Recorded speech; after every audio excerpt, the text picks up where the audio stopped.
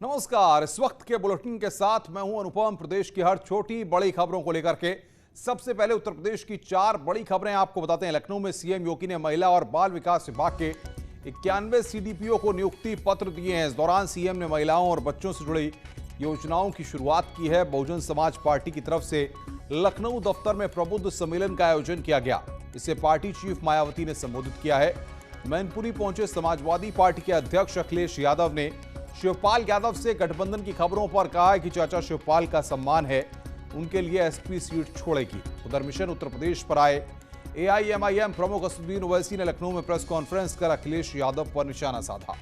ओवैसी ने माफिया अतीक अहमद और उनकी पत्नी की एमआईएम में सदस्यता दिलाई है।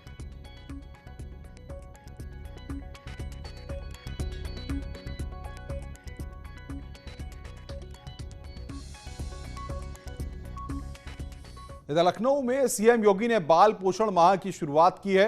इस मौके पर आपको बताएं कि राज्यपाल आनंदीबेन पटेल की मौजूदगी में इस कार्यक्रम की शुरुआत की गई। इस दौरान कुछ गर्भवती महिलाओं का भी सम्मान हुआ। तो बच्चों को सीएम योगी ने दुलार भी किया। सीएम योगी ने कहा कि कुपोषण को जड़ से खत्म करना है, इसके लिए लगातार जन जागरूकता अभियान चलाया जाएगा। इस दौरान सीएम योगी ने महिला एवं बाल पुष्ट आहार विभाग के 91 सीडीपीओ को नियुक्ति पत्र भी सौंपे।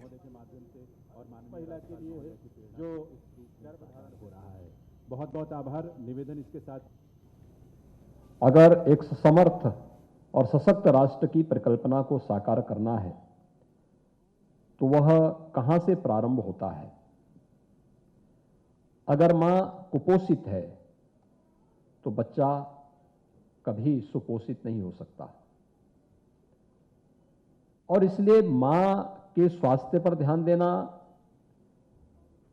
और अगर किन्हीं कारणों से बच्चा कुपोषित हो गया है तो उस पर भी ध्यान देना, इसी बात को ध्यान में रख कर के 2018 से पूरे देश के अंदर सितंबर माह को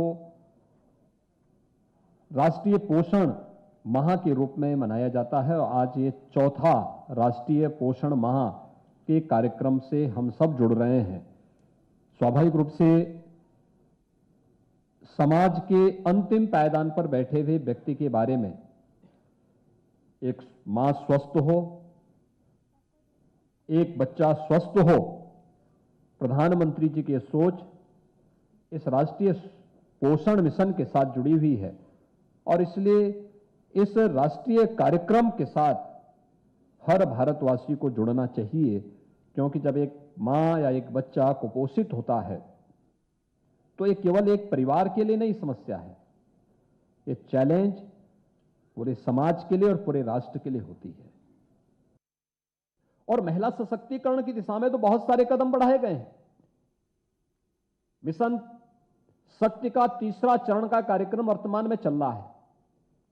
इस कार्यक्रम में आप देख रहे होंगे कि महिला पुलिस अधिक यानी आरक्षी जो 30,000 की संख्या में प्रदेश के अंदर भर्ती की गई थी, उन सबको महिला पुलिस बीट अधिकारी के रूप में तैनाती दी गई है। वे महिलाओं से जुड़ी हुई समस्याओं का समाधान तो कर ही रही हैं, लेकिन साथ साथ पोषण से जुड़ी हुई और महिला कल्याण से जुड़ी हुई उन सभी योजनाओं का लाभ गांव की और नगरीय क्षेत्र में मोहल्ले मोहल्ले में जो महिलाएं हैं जिनको इनके बारे में बहुत जानकारी नहीं, उनको देने का कार्य भी सफलतापूर्वक वहां पे कर रही है। लखनऊ में बीएसपी के प्रबुद्ध सम्मेलन को संबोधित करते हुए मायावती ने कहा कि 2007 में ब्राह्मणों ने अपना वोट और समर्थन देकर बीएसपी की पूर्ण बहुमत की सरकार बनाई थी। अब 2022 में फिर से ब्राह्मण समाज उसी तर्ज पर बीएसपी को समर्थन देकर फिर से बहुमत की सरकार बनाए। मायावती ने कहा कि मेरा वादा है कि सरकार बनने पर ब्राह्मण समाज को पहले की तरह पूरी सुरक्षा और सम्मान दिया जाएगा। इस दौरान मायावती ने बीजेपी और समाजवादी पार्टी पर झूठे वादे करके ब्राह्मण समाज के साथ छल करने का आरोप लगाया। और बड़ा पीछे किया जिंदाबाद जिंदाबाद पार्टी जिंदाबाद जिंदाबाद जिंदाबाद। श्री एससी मिश्र ने प्रबुद्ध वर्ग में से अपने ब्राह्मण समाज के लोगों को भी दलितों की तरह कभी भी ना गुमराह होने वाला तथा ना ही किसी के बहकावे में वे प्रलोभन आदि में भी आने वाला समाज बनाने का हर संभव पूरा प्रयास किया है। और यदि वास्तव में ऐसा संभव हो जाता है तो फिर हमारी पार्टी को यहाँ आगामी विधानसभा चुनाव में सन 2007 की तरह अपनी पूर्ण बहुमत की सरकार बनाने से कोई भी ताकत रोक नहीं सकती है। इनको किसी भी मामले में निराश नहीं होने दिया जाएगा।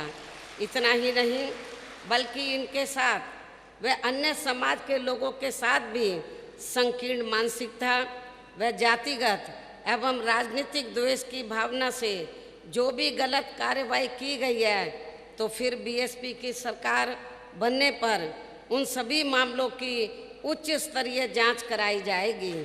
जांच में दोषी पाए गए अधिकारियों के विरुद्ध सख्त कार्रवाई की जाएगी तथा पीड़ितों को न्याय व उनके आर्थिक हुए नुकसान की भी भरपाई की जाएगी।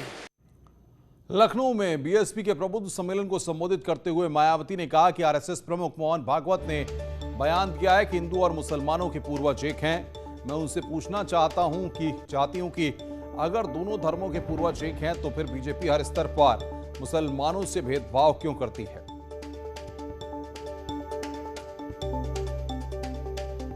मुझे कल मीडिया के जरिए ये भी मालूम हुआ है कि आरएसएस प्रमुख श्री मोहन भागवत ने कहा है कि हिंदुओं व मुसलमानों के पूर्वज एक ही हैं।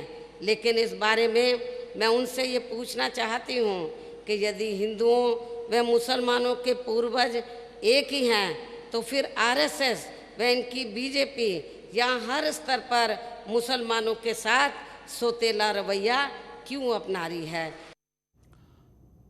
भारतीय जनता पार्टी के राष्ट्रीय महासचिव वरुण सिंह ने मायावती के कार्यक्रम में जय श्री राम के नारे लगने पर कई सवाल खड़े किए।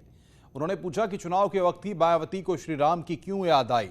उन्होंने ये भी कहा कि मायावती को यह बताना चाहिए कि जब उनकी सरकार थी तो उन्होंने अयोध्या, काशी, मथुरा के लिए क्या किया।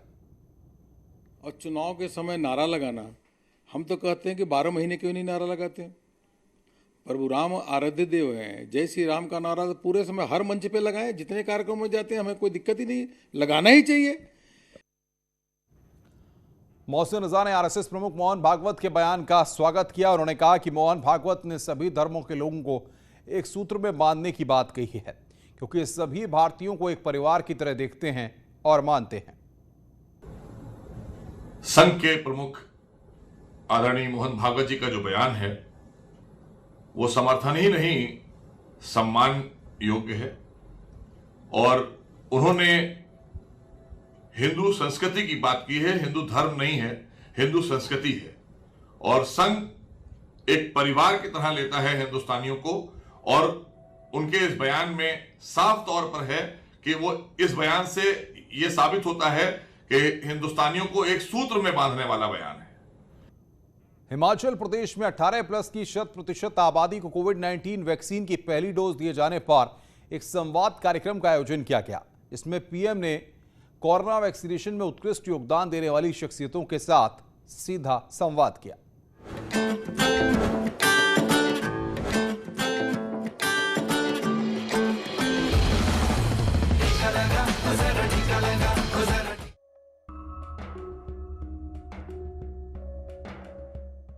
हिमाचल प्रदेश में 18 साल से अधिक उम्र की आबादी को 100% वैक्सीनेशन की पहली डोज दिए जाने के बाद एक संवाद कार्यक्रम का आयोजन किया गया।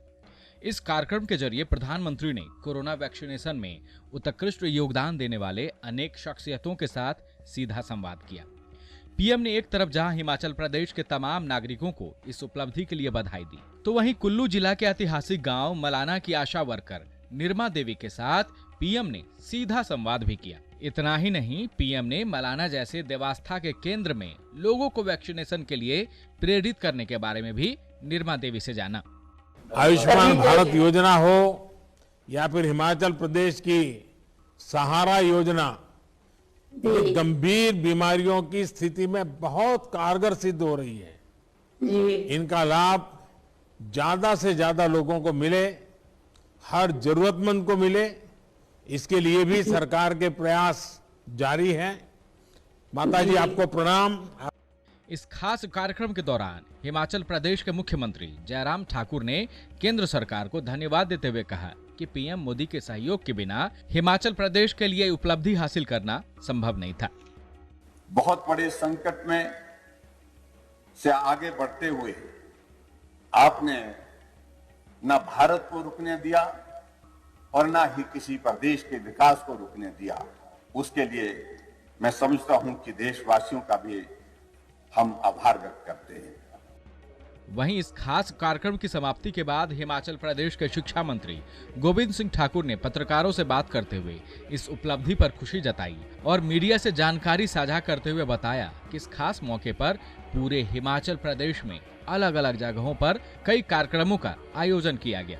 भारत के प्रधानमंत्री ने हिमाचल के मुख्यमंत्री श्रीमान जयराम ठाकुर जी को विशेष तौर पर शाबाशी दी है और हिमाचल प्रदेश की जनता को शुभकामनाएं और बधाई दी है। तो आज ये कार्यक्रम था और जो पूरे हिमाचल प्रदेश में कार्यक्रम आयोजित किया गया। जाहिर है हिमाचल प्रदेश की ये उपलब्धि खास है और निश्चित तौर पर यह कामयाबी दूसरे राज्यों को भी प्रेरित करेगी। Bureau report, news 18 network.